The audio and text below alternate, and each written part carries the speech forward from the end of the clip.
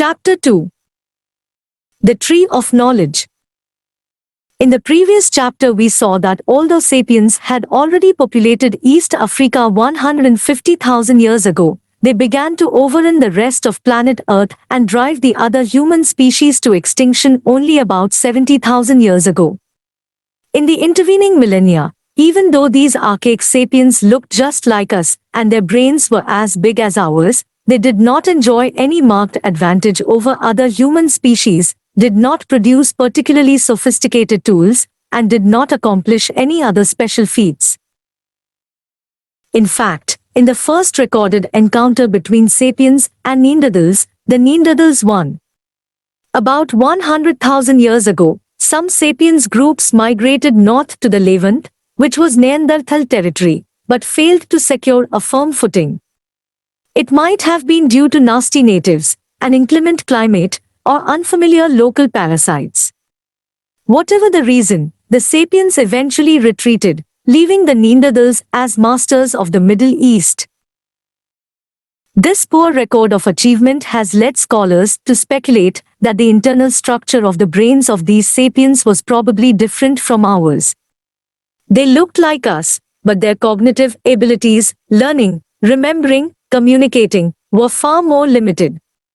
Teaching such an ancient sapiens English, persuading him of the truth of Christian dogma, or getting him to understand the theory of evolution would probably have been hopeless undertakings. Conversely, we would have had a very hard time learning his language and understanding his way of thinking. But then, beginning about 70,000 years ago, Homo sapiens started doing very special things. Around that date sapiens bands left Africa for a second time. This time they drove the Neanderthals and all other human species not only from the Middle East, but from the face of the earth. Within a remarkably short period, sapiens reached Europe and East Asia. About 45,000 years ago, they somehow crossed the open sea and landed in Australia, a continent hitherto untouched by humans. The period from about 70,000 years ago to about 30,000 years ago witnessed the invention of boats, all lamps, bows and arrows, and needles, essential for sewing warm clothing. The first objects that can reliably be called art date from this era, see the Staddle linemen on this page, as does the first clear evidence for religion, commerce, and social stratification.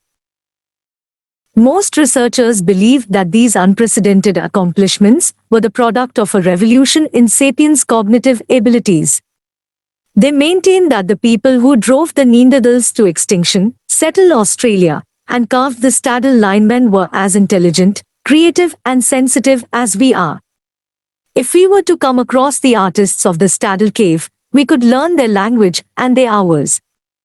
We'd be able to explain to them everything we know, from the adventures of Alice in Wonderland to the paradoxes of quantum physics, and they could teach us how their people view the world. The appearance of new ways of thinking and communicating, between 70,000 and 30,000 years ago, constitutes the cognitive revolution. What caused it? We're not sure. The most commonly believed theory argues that accidental genetic mutations changed the inner wiring of the brains of sapiens, enabling them to think in unprecedented ways and to communicate using an altogether new type of language. We might call it the tree of knowledge mutation. Why did it occur in sapiens' DNA rather than in that of Neanderthals? It was a matter of pure chance, as far as we can tell. But it's more important to understand the consequences of the tree of knowledge mutation than its causes.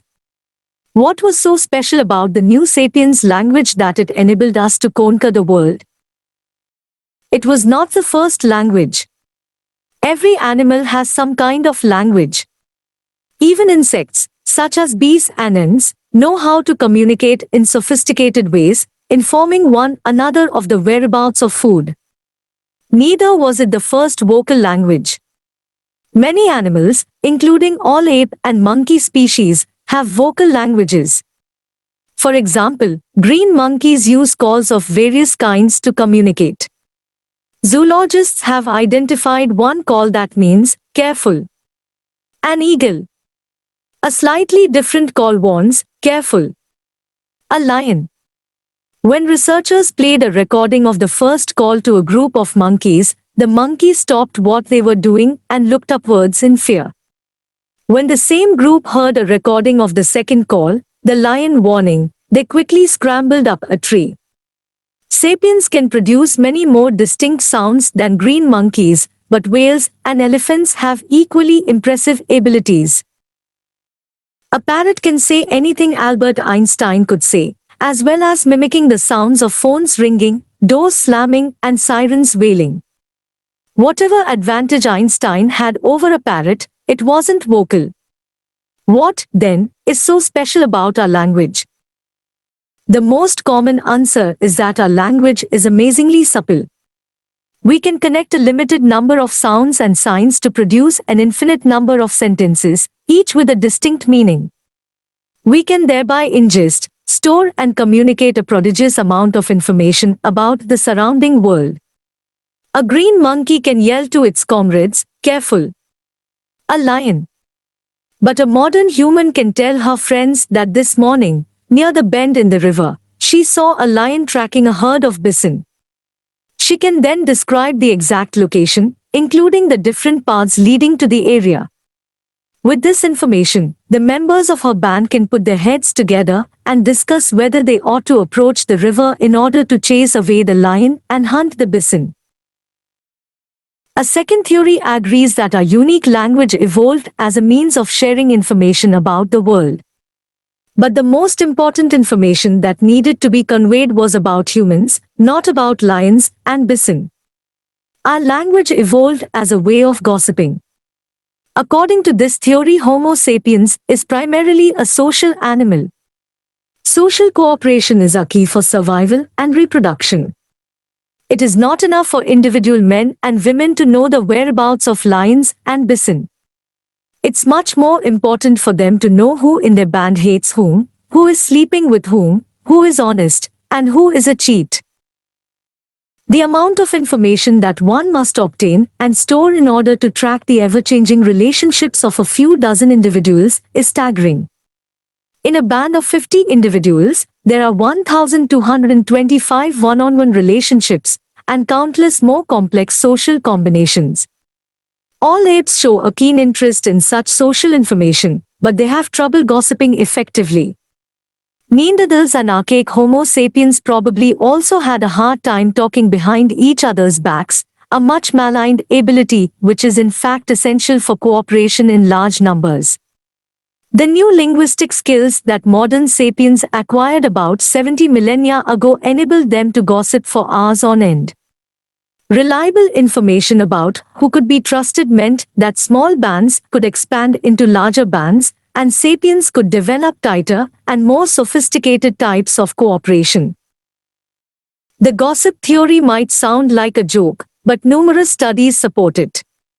Even today, the vast majority of human communication, whether in the form of emails, phone calls, or newspaper columns, is gossip. It comes so naturally to us that it seems as if our language evolved for this very purpose. Do you think that history professors chat about the reasons for World War I when they meet for lunch, or that nuclear physicists spend their coffee breaks at scientific conferences talking about quarks? Sometimes.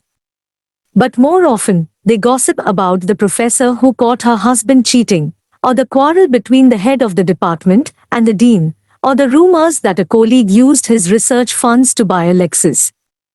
Gossip usually focuses on wrongdoings. Rumor mongers are the original fourth estate, journalists who inform society about and thus protect it from cheats and freeloaders. Most likely, both the gossip theory and the there is a line near the river theory are valid. Yet the truly unique feature of our language is not its ability to transmit information about men and lions. Rather, it's the ability to transmit information about things that do not exist at all. As far as we know, only sapiens can talk about entire kinds of entities that they have never seen, touched, or smelled. Legends, myths, gods, and religions appeared for the first time with the cognitive revolution. Many animals and human species could previously say, careful. A lion. Thanks to the cognitive revolution, Homo sapiens acquired the ability to say, the lion is the guardian spirit of our tribe. This ability to speak about fictions is the most unique feature of sapiens language. It's relatively easy to agree that only Homo sapiens can speak about things that don't really exist and believe 6 impossible things before breakfast. You could never convince a monkey to give you a banana by promising him limitless bananas after death in monkey heaven. But why is it important? After all, fiction can be dangerously misleading or distracting. People who go to the forest looking for fairies and unicorns would seem to have less chance of survival than people who go looking for mushrooms and deer. And if you spend hours praying to non-existing guardian spirits, aren't you wasting precious time? Time better spent foraging, fighting and fornicating? But fiction has enabled us not merely to imagine things, but to do so collectively. We can weave common myths such as the biblical creation story, the Dreamtime myths of Aboriginal Australians, and the nationalist myths of modern states. Such myths give sapiens the unprecedented ability to cooperate flexibly in large numbers. Ants and bees can also work together in huge numbers, but they do so in a very rigid manner and only with close relatives. Wolves and chimpanzees cooperate far more flexibly than ants, but they can do so only with small numbers of other individuals that they know intimately. Sapiens can cooperate in extremely flexible ways with countless numbers of strangers. That's why sapiens rule the world, whereas ants eat our leftovers and chimps are locked up in zoos and research laboratories. The legend of Puggyot. Our chimpanzee cousins usually live in small troops of several dozen individuals. They form close friendships, hunt together, and fight shoulder to shoulder against baboons, cheetahs, and enemy chimpanzees. Their social structure tends to be hierarchical. The dominant member, who is almost always a male, is termed the alpha male. Other males and females exhibit their submission to the alpha male by bowing before him while making grunting sounds, not unlike human subjects kowtowing before a king. The alpha male strives to maintain social harmony within his troop. When two individuals fight, he will intervene and stop the violence. Less benevolently, he might monopolize particularly coveted foods and prevent lower-ranking males from mating with the females. When two males are contesting the alpha position, they usually do so by forming extensive coalitions of supporters, both male and female, from within the group. Ties between coalition members are based on intimate daily contact, hugging, touching, kissing, grooming, and mutual favors. Just as human politicians on election campaigns go around shaking hands and kissing babies, so aspirants to the top position in a chimpanzee group spend much time hugging, backslapping, and kissing baby chimps. The alpha male usually wins his position not because he is physically stronger, but because he leads a large and stable coalition. These coalitions play a central part not only during overt struggles for the alpha position, but in almost all day-to-day activities. Members of a coalition spend more time together, share food, and help one another in times of trouble. There are clear limits to the size of groups that can be formed and maintained in such a way. In order to function, all members of a group must know each other intimately. To chimpanzees who have never met, never fought, and never engaged in mutual grooming will not know whether they can trust one another, whether it would be worthwhile to help one another, and which of them ranks higher. Under natural conditions, a typical chimpanzee troop consists of about 20 to 50 individuals. As the number of chimpanzees in a troop increases, the social order destabilizes, eventually leading to a rupture and the formation of a new troop by some of the animals. Only in a handful of cases have zoologists observed groups larger than 100. Separate groups seldom cooperate and tend to compete for territory and food. Researchers have documented prolonged warfare between groups, and even one case of genocidal activity in which one troop systematically slaughtered most members of a neighboring band. Similar patterns probably dominated the social lives of early humans, including archaic Homo sapiens. Humans, like chimps, have social instincts that enabled our ancestors to form friendships and hierarchies, and to hunt or fight together. However, like the social instincts of chimps, those of humans were adapted only for small intimate groups. When the group grew too large, its social order destabilized and the band split. Even if a particularly fertile valley could feed 500 archaic sapiens, there was no way that so many strangers could live together. How could they agree who should be leader, who should hunt where, or who should mate with whom? In the wake of the cognitive revolution, gossip helped Homo sapiens to form larger and more stable bands. But even gossip has its limits. Sociological research has shown that the maximum natural size of a group bonded by gossip is about 150 individuals. Most people can neither intimately know nor gossip effectively about more than 150 human beings. Even today, a critical threshold in human organizations falls somewhere around this magic number. Below this threshold, communities, businesses, social networks, and military units can maintain themselves based mainly on intimate acquaintance and rumor mongering. There is no need for formal ranks, titles, and law books to keep order. A platoon of 30 soldiers or even a company of 100 soldiers can function well on the basis of intimate relations, with a minimum of formal discipline. A well-respected sergeant can become king of the company and exercise authority even over commissioned officers. A small family business can survive and flourish without a board of directors, a CEO, or an accounting department. But once the threshold of 150 individuals is crossed, things can no longer work that way. You cannot run a division with thousands of soldiers the same way you run a platoon. Successful family businesses usually face a crisis when they grow larger and hire more personnel.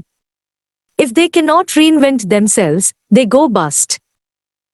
How did Homo sapiens manage to cross this critical threshold, eventually founding cities comprising tens of thousands of inhabitants and empires ruling hundreds of millions? The secret was probably the appearance of fiction. Large numbers of strangers can cooperate successfully by believing in common myths. Any large-scale human cooperation, whether a modern state, a medieval church, an ancient city, or an archaic tribe, is rooted in common myths that exist only in people's collective imagination. Churches are rooted in common religious myths. Two Catholics who have never met can nevertheless go together on crusade or pool funds to build a hospital because they both believe that God was incarnated in human flesh and allowed himself to be crucified to redeem our sins. States are rooted in common national myths. Two Serbs who have never met might risk their lives to save one another because both believe in the existence of the Serbian nation, the Serbian homeland, and the Serbian flag. Judicial systems are rooted in common legal myths. Two lawyers who have never met can nevertheless combine efforts to defend a complete stranger because they both believe in the existence of laws, justice, human rights, and the money paid out in fees.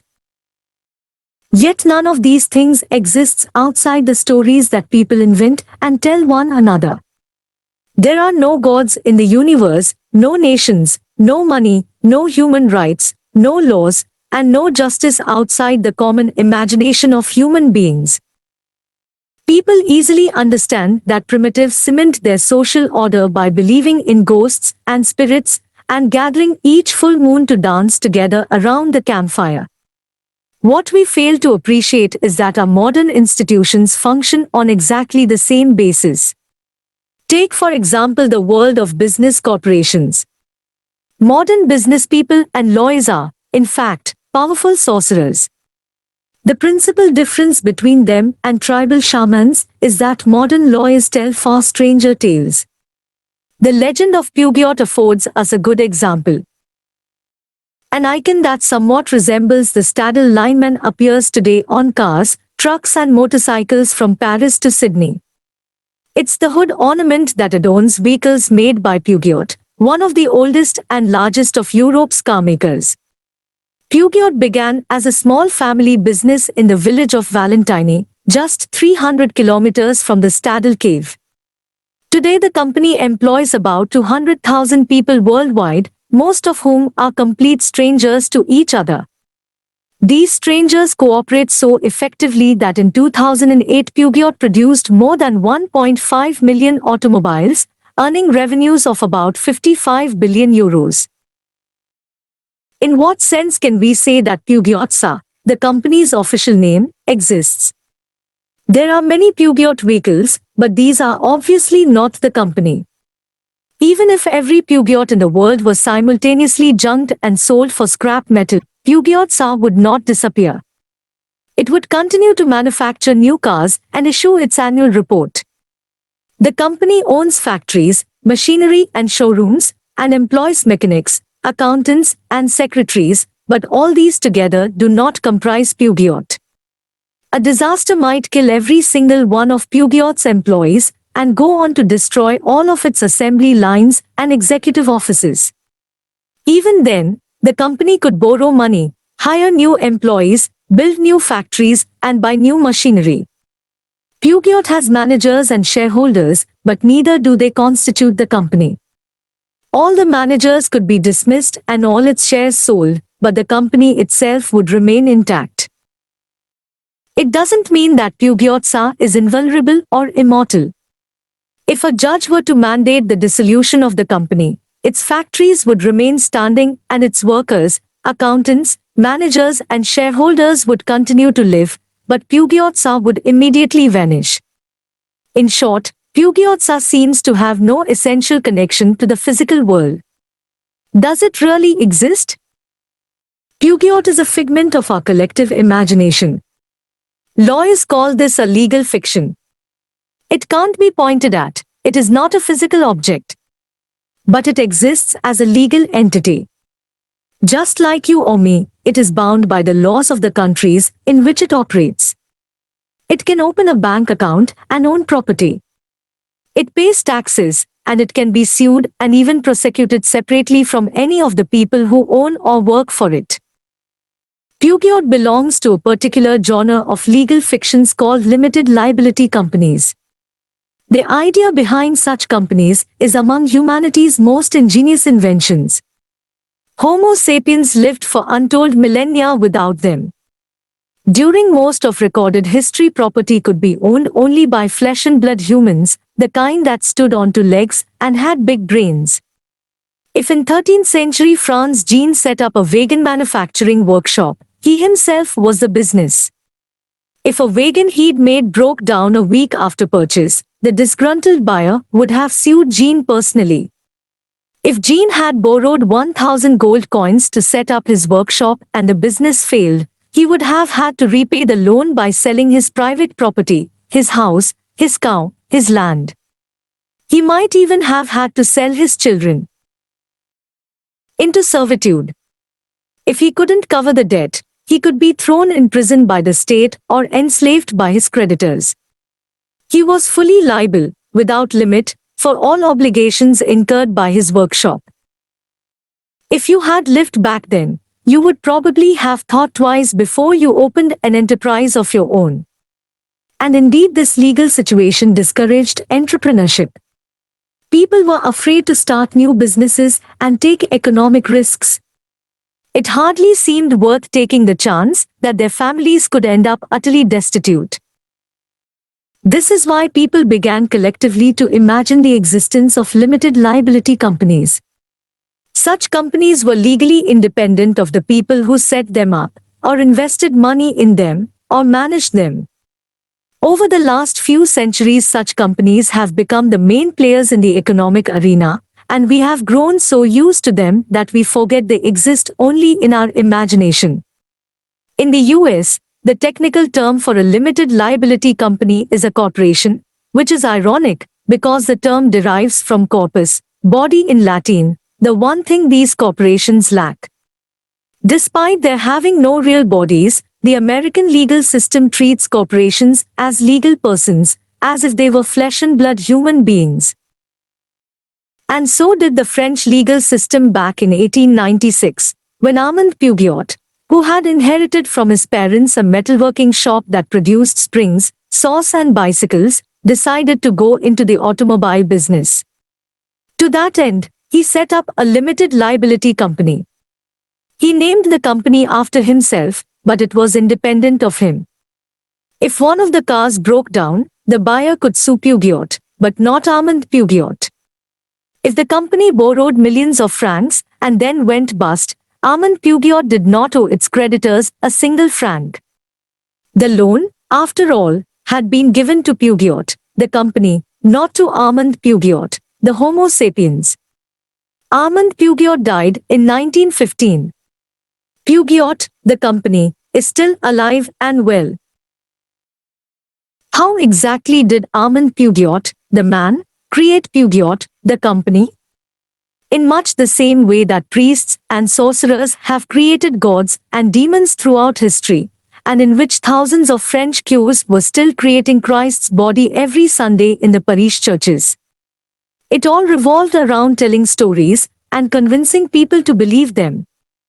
In the case of the French cures, the crucial story was that of Christ's life and death as told by the Catholic Church.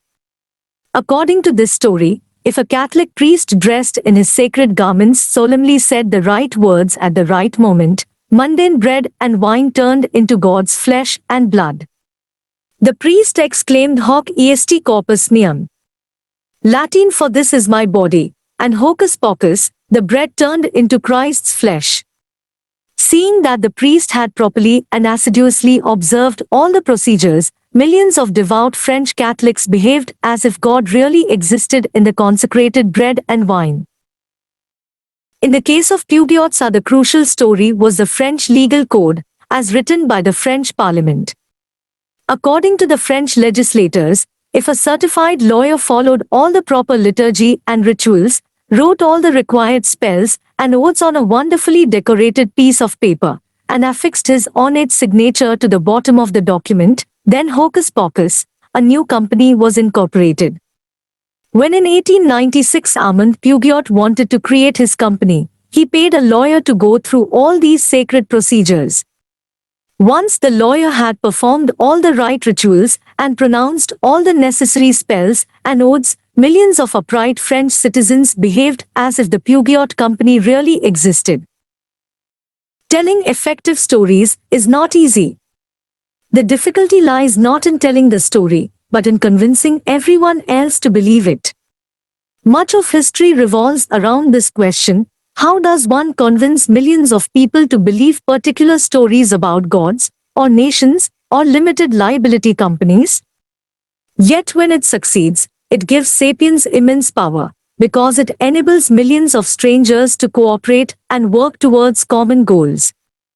Just try to imagine how difficult it would have been to create states, or churches, or legal systems if we could speak only about things that really exist, such as rivers, trees and lions. Over the years, people have woven an incredibly complex network of stories. Within this network, fictions such as Peugeot not only exist, but also accumulate immense power. The kinds of things that people create through this network of stories are known in academic circles as fictions, social constructs, or imagined realities. An imagined reality is not a lie. I lie when I say that there is a lion near the river when I know perfectly well that there is no lion there. There is nothing special about lies. Green monkeys and chimpanzees can lie. A green monkey, for example, has been observed calling careful. A lion when there was no lion around. This alarm conveniently frightened away a fellow monkey who had just found a banana, leaving the liar all alone to steal the prize for itself. Unlike lying, an imagined reality is something that everyone believes in, and as long as this communal belief persists, the imagined reality exerts force in the world. The sculptor from the Staddle cave may sincerely have believed in the existence of the lineman guardian spirit. Some sorcerers are charlatans, but most sincerely believe in the existence of gods and demons. Most millionaires sincerely believe in the existence of money and limited liability companies. Most human rights activists sincerely believe in the existence of human rights. No one was lying when, in 2011, the UN demanded that the Libyan government respect the human rights of its citizens, even though the UN, Libya and human rights are all figments of our fertile imaginations. Ever since the cognitive revolution, sapiens has thus been living in a dual reality. On the one hand, the objective reality of rivers, trees and lions, and on the other hand, the imagined reality of gods, nations and corporations. As time went by, the imagined reality became ever more powerful, so that today the very survival of rivers, trees and lions depends on the grace of imagined entities such as gods, nations and corporations. Bypassing the genome. The ability to create an imagined reality out of words enabled large numbers of strangers to cooperate effectively. But it also did something more. Since large-scale human cooperation is based on myths, the way people cooperate can be altered by changing the myths, by telling different stories. Under the right circumstances, myths can change rapidly. In 1789, the French population switched almost overnight from believing in the myth of the divine right of kings to believing in the myth of the sovereignty of the people. Consequently, ever since the cognitive revolution, Homo sapiens has been able to revise its behavior rapidly in accordance with changing needs. This opened a fast lane of cultural evolution, bypassing the traffic jams of genetic evolution. Speeding down this fast lane, Homo sapiens soon far outstripped all other human and animal species in its ability to cooperate. The behavior of other social animals is determined to a large extent by their genes. DNA is not an autocrat. Animal behavior is also influenced by environmental factors and individual quirks. Nevertheless, in a given environment, animals of the same species will tend to behave in a similar way. Significant changes in social behavior cannot occur, in general, without genetic mutations. For example, common chimpanzees have a genetic tendency to live in hierarchical groups headed by an alpha male. Members of a closely related chimpanzee species, bonobos, usually live in more egalitarian groups dominated by female alliances. Female common chimpanzees cannot take lessons from their bonobo relatives and stage a feminist revolution. Male chimps cannot gather in a constitutional assembly to abolish the office of alpha male and declare that from here on out all chimps are to be treated as equals. Such dramatic changes in behavior would occur only if something changed in the chimpanzee's DNA. For similar reasons, archaic humans did not initiate any revolutions. As far as we can tell, changes in social patterns, the invention of new technologies, and the settlement of alien habitats resulted from genetic mutations and environmental pressures more than from cultural initiatives. This is why it took humans hundreds of thousands of years to make these steps. 2 million years ago, genetic mutations resulted in the appearance of a new human species called Homo erectus. Its emergence was accompanied by the development of a new stone tool technology, now recognized as a defining feature of this species. As long as Homo erectus did not undergo further genetic alterations, its stone tools remained roughly the same for close to 2 million years. In contrast, ever since the cognitive revolution, sapiens have been able to change their behavior quickly, transmitting new behaviors to future generations without any need of genetic or environmental change. As a prime example, consider the repeated appearance of childless elites, such as the Catholic priesthood, Buddhist monastic orders, and Chinese eunuch bureaucracies. The existence of such elites goes against the most fundamental principles of natural selection, since these dominant members of society willingly give up procreation. Whereas chimpanzee alpha males use their power to have sex with as many females as possible, and consequently sire a large proportion of their troops young, the Catholic alpha male abstains completely from sexual intercourse and childcare.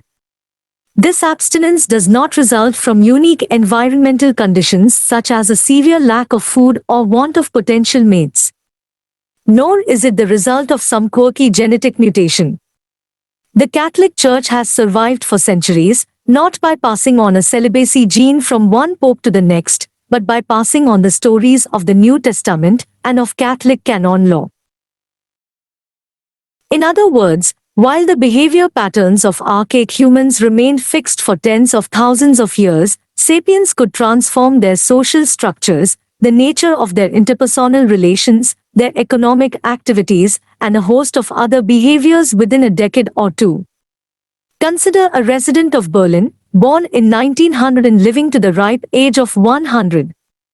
She spent her childhood in the Hohenzollern Empire of Wilhelm II, her adult years in the Weimar Republic, the Nazi Third Reich and Communist East Germany, and she died a citizen of a democratic and reunified Germany. She had managed to be a part of 5 very different socio-political systems, though her DNA remained exactly the same. This was the key to sapiens' success. In a one-on-one brawl, a Neanderthal would probably have beaten a sapiens.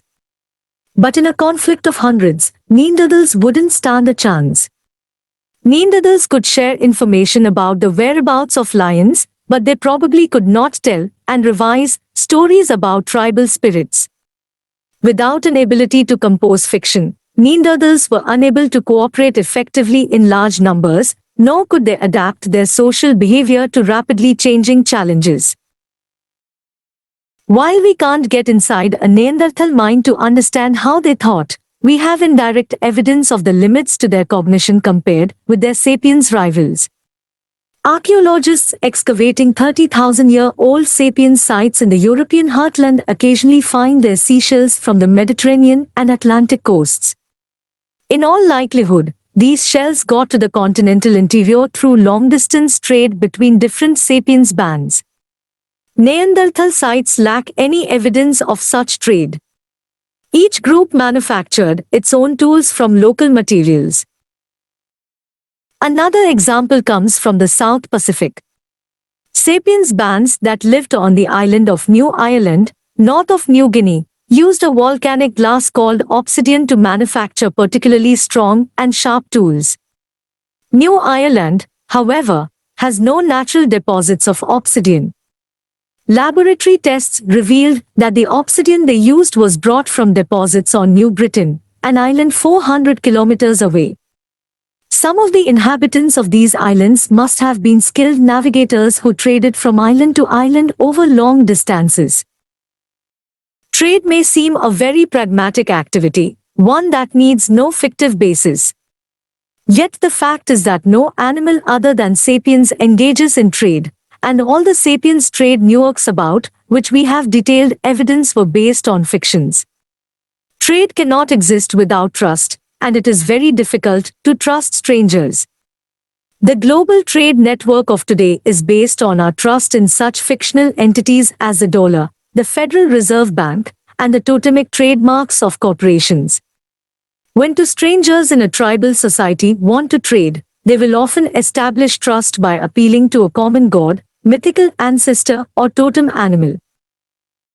If archaic sapiens believing in such fictions traded shells and obsidian, it stands to reason that they could also have traded information, thus creating a much denser and wider knowledge network than the one that served Neanderthals and other archaic humans. Hunting techniques provide another illustration of these differences. Neanderthals usually hunted alone or in small groups. Sapiens, on the other hand, developed techniques that relied on cooperation between many dozens of individuals, and perhaps even between different bands. One particularly effective method was to surround an entire herd of animals, such as wild horses, then chase them into a narrow gorge, where it was easy to slaughter them en masse. If all went according to plan, the bands could harvest tons of meat, fat and animal skins in a single afternoon of collective effort, and either consume these riches in a giant potlatch, or dry, smoke or, in Arctic areas, freeze them for later usage. Archaeologists have discovered sites where entire herds were butchered annually in such ways. There are even sites where fences and obstacles were erected in order to create artificial traps and slaughtering grounds. We may presume that Neanderthals were not pleased to see their traditional hunting grounds turned into sapiens-controlled slaughterhouses. However, if violence broke out between the two species, Neanderthals were not much better off than wild horses. 50 Neanderthals cooperating in traditional and static patterns were no match for 500 versatile and innovative sapiens. And even if the sapiens lost the first round, they could quickly invent new stratagems that would enable them to win the next time. What happened in the cognitive revolution? New ability. The ability to transmit larger quantities of information about the world surrounding Homo sapiens. The ability to transmit larger quantities of information about sapiens' social relationships. The ability to transmit information about things that do not really exist, such as tribal spirits, nations, limited liability companies, and human rights. Wider consequences. Planning and carrying out complex actions, such as avoiding lions and hunting bison. Larger and more cohesive groups, numbering up to 150 individuals. A. Cooperation between very large numbers of strangers. B. Rapid innovation of social behavior. History and biology. The immense diversity of imagined realities that sapiens invented, and the resulting diversity of behavior patterns, are the main components of what we call cultures. Once cultures appeared, they never ceased to change and develop, and these unstoppable alterations are what we call history. The cognitive revolution is accordingly the point when history declared its independence from biology. Until the cognitive revolution, the doings of all human species belonged to the realm of biology, or, if you so prefer, prehistory.